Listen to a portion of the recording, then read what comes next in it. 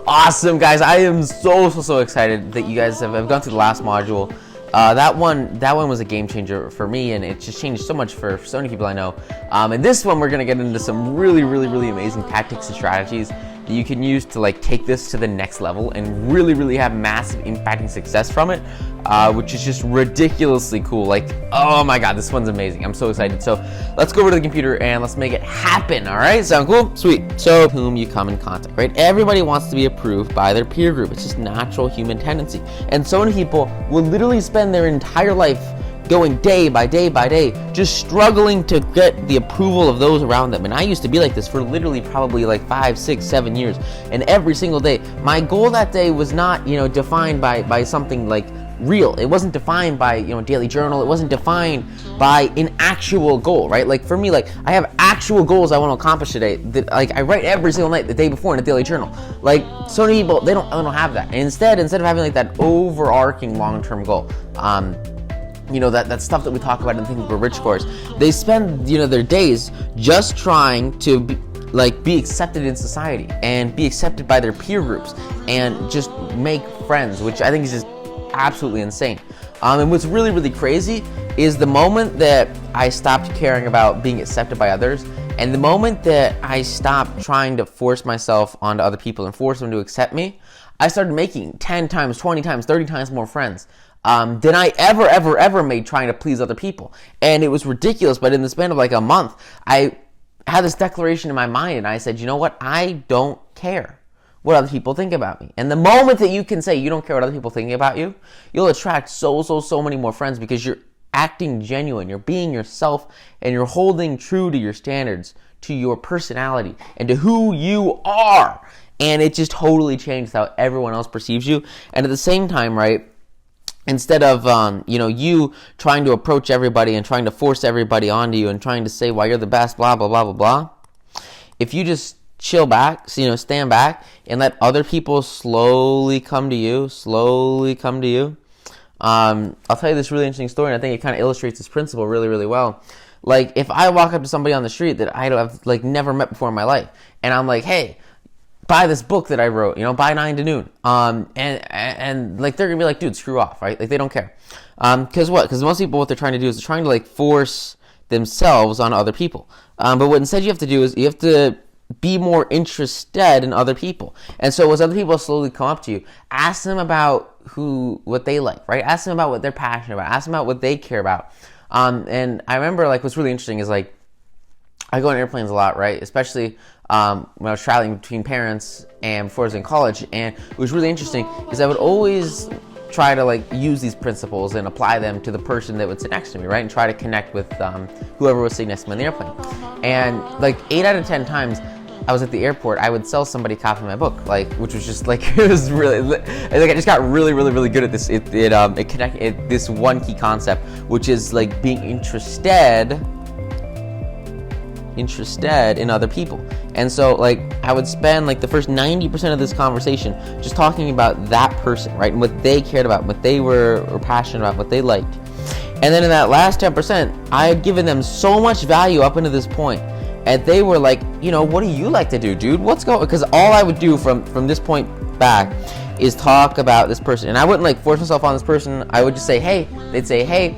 And we would just slowly come together and create these conversations where like we talk about what they're passionate about, and by doing that, what happened is so ridiculous is they got a ton of value from it, and they love talking to themselves. And then they get to this last point right here, and they're like, hey, what do you like to do? And I'm like, I would give them my like 5-minute story of going from broke, minimum wage, Subway, working alone, doubles, shifts, completely alone, and really having no control over my financial future, to like the insane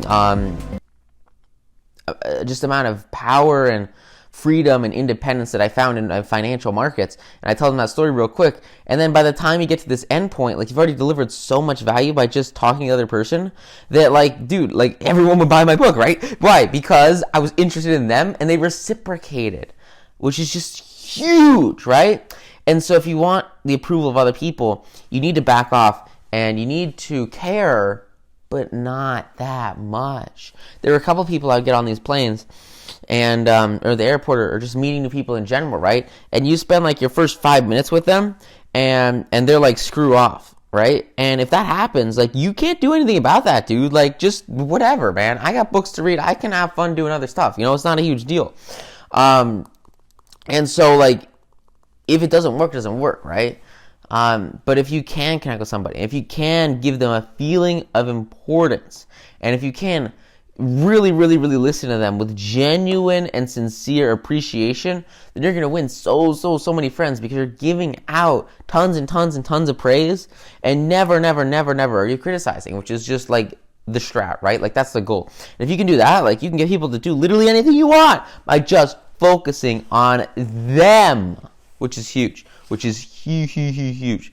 And it's just all kind of the golden rule. And then Carnegie says how, when, where. And the answer is, you know, all the time, everywhere. It's not just like when you're traveling, or when you're going places, or when you're meeting new people. Like, you should always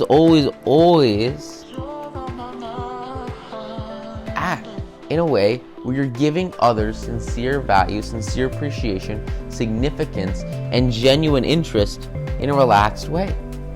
And it's just so powerful. He talks about David Smith from Wisconsin, and says that, you know, they're at one of his classes about handling delicate situations, and he was asked to take charge of the refreshment booth at a charity concert. And what was really interesting is at the end of the concert, he arrived and he found these two old women, and they were kind of, you know, going back and forth and arguing with each other.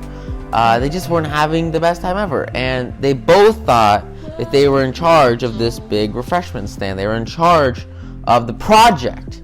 And this guy, he stood there and he saw these two people arguing, and he was like, what in the world? And so as he stands there pondering what to do, one of the members of the sponsoring committee, who just doesn't want to deal with this, comes up and says, hey dude, here's the cash register box. And so she hands him the cash box and says, thank you for taking over the project. While these two are arguing, like, these guys are like, what in the world? He just took over the project? Because these two thought that they were taking over the project.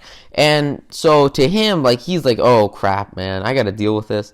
And he's got this symbol of power, right? He's got this cash box that establishes him as this authority. It establishes him as the leader of this project, right?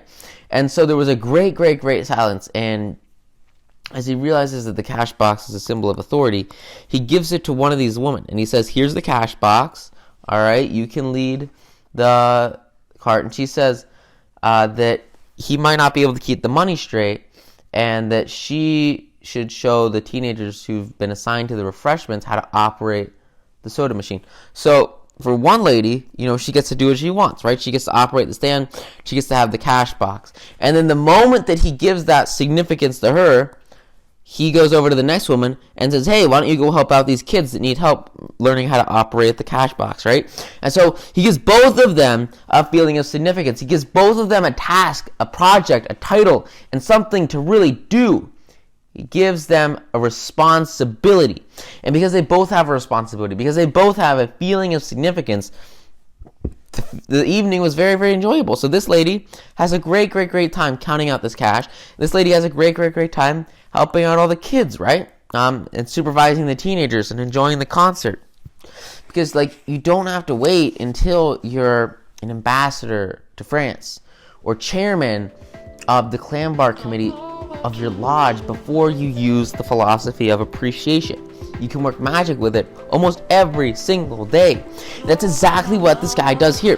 He focuses on appreciating these two women, right? He focuses on, like, how they are powerful, how they benefit the entire area around them, right?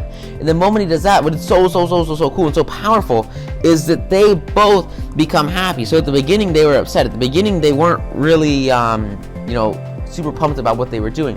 But instead of, like, by focusing on each of them as like an individual person and giving them something that they can do, that they can implement, all of a sudden it totally changes. And what's so powerful is now they both have something that they can enjoy and that they can do that will give them significance, that will give them a feeling of importance and will make them feel appreciated. Because if you look at this original power struggle, this isn't really a power struggle, it's a struggle for a feeling of appreciation, because they both want to feel like they're the important leader of this event.